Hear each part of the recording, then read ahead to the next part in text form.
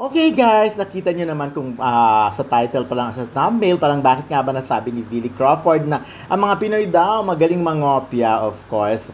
Magaling kumanta pero magaling mangopya. Sa latter part ng video ito, explain niya nga kung bakit. Of course, si Billy nga ay isa sa mga coach ng The Voice Kids. Coach nga siya sa The Voice Kids at sobrang excited siya because katulad nga ng gusto niyang magamit ang kanyang pagiging tatay. Of course, when it comes to pagiging coach, maraming pwedeng ituro si Billy Crawford dahil kung experience lang ang pag-uusapan, alam naman natin na si Billy ay nagsimula bata pa lang sa showbiz hanggang sa nagpunta nga ng ibang bansa at doon gumawa ng pangalan at alam naman natin recently, 'di ba, nagpayanig na naman siya sa Europe dahil dahil sa kanyang bonggang performance. But anyway, bilang isa nga sa mga coach ng The Voice Kids, marami nga siyang sabi niya marami siyang matututunan, marami siyang mai-share, but of course exciting nga dahil The Voice Kids ito mga bata ang maglalaban-laban. So tingnan natin kung kakabugin ba niya ang mga katulad nila Estel at Pablo at Julian. Panoorin na lang natin ang everyone. And everyone online. Apparently we're live online. Kind of similar with Coach Julie as well. Siguro alam naman ng halos karamihan na nagsimula naman ako dito sa GMA when I was 4 years old. Dito ako na-discover sa kabila pang studio.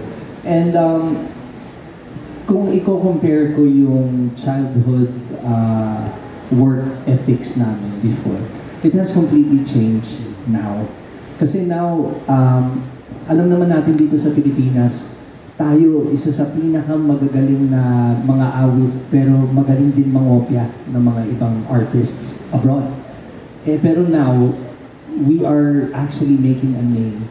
For example, SB19 and other groups and other artists as well who has made it elsewhere. Kaya yung way of trying to get it elsewhere kaysa dito lang sa bansa natin, it's more possible now. Kaya yung opportunities it's so open and nakakataba ng puso, especially seeing all these kids na who are absolutely amazing kahit papaano. We've witnessed it din sa generations, The Voice, wala pa si Pablo nun. We've witnessed kids din there. And we witnessed defeat. We witnessed triumph. Lahat kasi, it's a roller coaster ride. Kaya yung work ethic, yung mga natutunan namin bilang kung paano kami mag-survive ika nga sa industriyang to. Because it becomes pretty cruel kahit anong edad. It becomes very, very fragile. Kaya itong mga bata, sana they become an inspiration to a lot of people sa manunood ng programang to. Hindi lang dahil nagsimula kami, bata pa kami. Kasi no matter what age, you can start anything. Diba? Kasi pangarap to ng tao. It's just such a beautiful thing to see innocent children having their dreams and fulfilling their dreams. Even makatapak lang sila dito sa entablado without knowing kung papasa sila sa next round or not. Just the experience pa lang, it's a lifetime core memory. And sana makita ng lahat ng tao. That's why it's such a beautiful program to have. And it's such a beautiful program to watch, especially that we're dealing with kids. Kaya we all, lahat kami, Sir Ding Dong can relate as a father. I can also relate as a father now. And yung mga kasamahang other coaches as kuyas and ates, we all can actually teach them. But funny enough, yung mga bata ngayon, marami rin kaming matututunan. Kaya it's a give and take relationship right now. So, thanks. Yes, actually. One of my biggest coaches kasi sa buhay ko was my father.